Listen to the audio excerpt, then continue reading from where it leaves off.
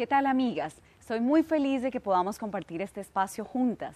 Hemos creado este espacio para que podamos crecer, podamos compartir y dialogar sobre esta maravillosa experiencia de ser mujeres, pero sobre todo para que podamos juntas escuchar las palabras de Jesús y sentarnos a sus pies.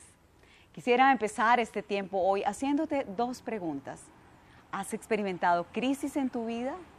Quizás una quiebra financiera, pérdidas de relaciones significativas, la muerte de un ser querido. Si tu respuesta es sí, la segunda pregunta que te quiero hacer es, ¿cómo has enfrentado estas crisis? Y por favor, sé lo más honesta posible contigo misma. Ante esta pregunta, quizás algunas de ustedes pueden decir, crisis, yo ni siquiera las he enfrentado, yo he huido en medio de las crisis. Pero probablemente otras digan, yo he enfrentado las crisis mostrándome como una mujer muy fuerte. Mi etiqueta es todo bien, pero por dentro estoy guardando mucha amargura y dolor. Quizás otras dirán, ¿sabes qué? Los tiempos de crisis los he vivido sola. No me gusta sentirme vulnerable delante de otros. Entonces me aíslo completamente para no agregar más dolor en medio de una crisis. Y otras tendrán que decir, ¿sabes qué? Las decisiones desesperadas que he tomado en tiempos de crisis me han hecho muchísimo daño. La Biblia nos habla acerca de una mujer que tuvo que enfrentar muchas crisis y nos cuenta su historia el libro de Ruth. Y quisiera proponerles que durante unas semanas estudiemos la vida de esta mujer que nos enseñará cómo es que ella vivió las crisis. Lo primero que nos dice el libro de Ruth sobre Noemí es que era una mujer casada, que tenía 2 hijos y que pertenecía a un pueblito pequeño de Israel, Belén.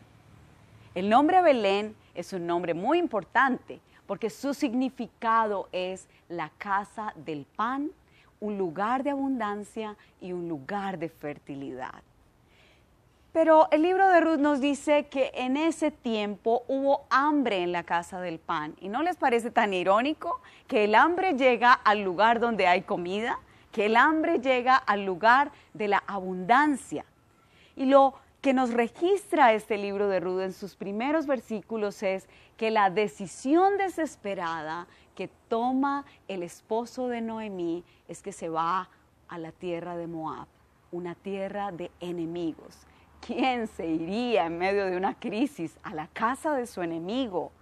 Esa fue una decisión desesperada en un tiempo de crisis. Pero a la crisis del hambre se le añaden otras crisis para esta mujer Noemí.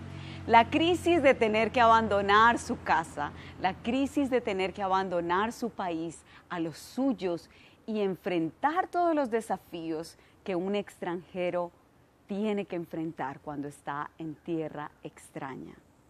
Ahora, las crisis de Noemí no quedaron ahí. Al hambre le siguió una tragedia mayor, la pérdida de sus seres queridos. Falleció su esposo y años después nos dice la Biblia que fallecieron sus 2 hijos. Y el escritor sagrado lo registra en una expresión como esta: Noemí se quedó viuda y sin hijos. ¿No le parece que esas crisis quebrantan el corazón y afectan la vida? ¿Cómo enfrenta Noemí estas pérdidas tan terribles de su vida?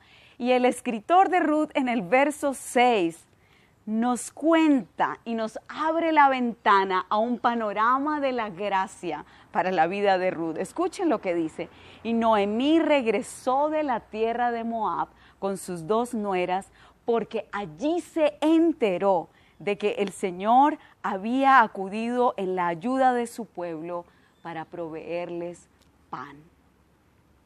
Dios se acerca a su pueblo. Noemí puede empezar a enfrentar estas crisis porque escucha la voz de la gracia que dice que hay un Dios, su Dios, que tiene misericordia, que tiene compasión y que decide visitar a su pueblo para darles pan.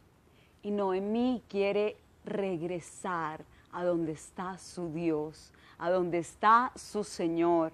En medio de la crisis, decide volver a la tierra donde Dios se hace presente.